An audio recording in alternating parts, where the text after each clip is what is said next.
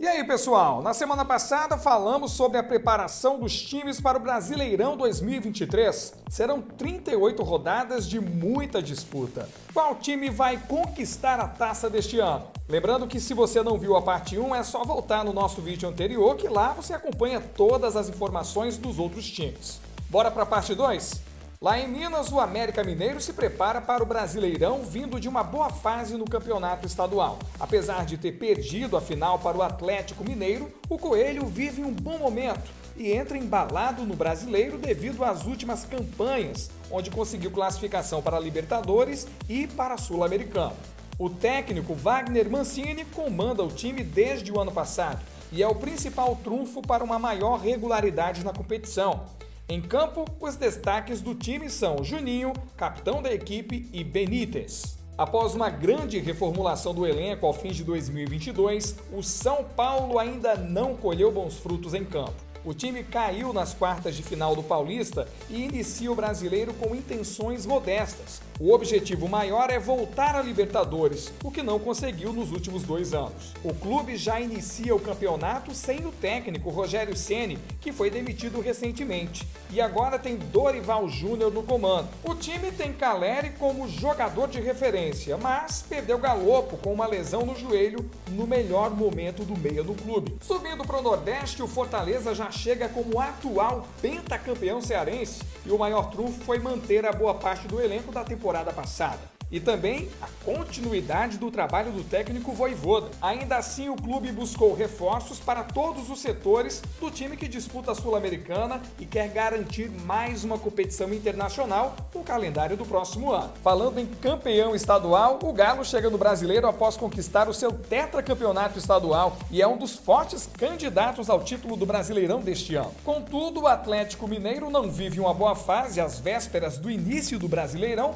por causa do impasse entre diretoria e o técnico Eduardo Cudê após estreia com derrota em casa na Libertadores. Como reforços, o principal destaque é o atacante Paulinho, que jogará ao lado do artilheiro Hulk, que segue em grande fase. Falando em Atlético, o Paranaense manteve praticamente todo o elenco de 2022, inclusive sua maior joia, o garoto Vitor Roque. Dentre os principais nomes do elenco, o zagueiro Thiago Heleno e o volante Fernandinho seguem como líderes dentro e fora de campo. Todos os reforços contratados, entre eles o atacante William Bigode, ex-Palmeiras e Fluminense, estão no banco de reservas. Paulo Turra, assistente no ano passado, virou treinador no lugar de Felipão, hoje dirigente do clube e comandou a equipe no título paranaense. E falando em equipe rubro-negra, o Flamengo chega no Brasileiro em estado de crise.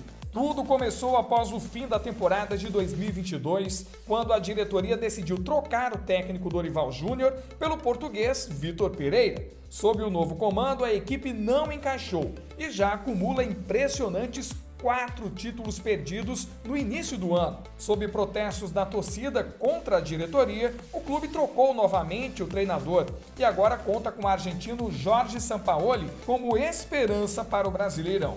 Em reforços, o Flamengo trouxe de volta o volante Gerson por 15 milhões de euros, cerca de 85 milhões de reais. Mesmo assim, as expectativas são boas para o time por contar com um elenco recheado de estrelas como o Gabigol, Arrascaeta e Pedro. Situação bastante diferente no rival. O Fluminense, atual campeão carioca, chega embalado após superar com goleada o rival Flamengo na decisão do estadual. Terceiro colocado no Brasileirão do ano passado, o time manteve o técnico Fernando Diniz e a base da equipe, com destaque para Germán Cano, que foi o artilheiro da competição em 2022, e o colombiano Arias. O lateral Marcelo e o volante André também são esperanças da torcida. O Flu aparece como um dos candidatos novamente ao G4 e sonha com o título brasileiro. Partindo para as terras paulistas, o Corinthians, que foi eliminado nas quartas de final do Campeonato Paulista para o Ituano, tem no Brasileirão a esperança de conquistar um título na temporada sob o comando do estreante Fernando Lázaro. Será a primeira vez que o ex-auxiliar vai comandar uma equipe na competição de forma oficial. A fiel torcida deposita a esperança em alguns nomes, em especial o meia Renato Augusto, mas ele se recupera de lesão no joelho e deve voltar em junho. Na frente, Roger Guedes e Yuri Alberto também são destaques. No Internacional, o técnico Mano Menezes segue no comando do time, mas mas ainda tenta encontrar o padrão que levou a equipe ao vice-campeonato de 2022. O Colorado vive turbulência após a eliminação na semifinal do Gauchão para o Caxias e começou a Libertadores com um empate fora de casa. Em reforços para a temporada, o clube foi modesto e as principais contratações foram o zagueiro Nico Hernandes e o atacante Luiz Adriano, aquele do Palmeiras.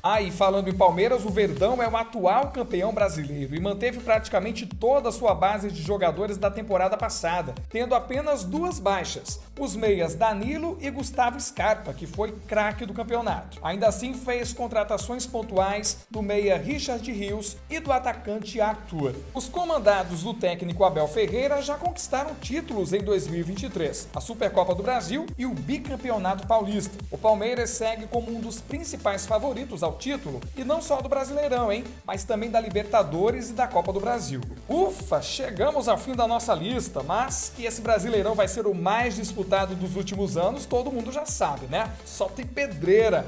Diz aí pra gente, quem você acha que vai conquistar a taça em 2023?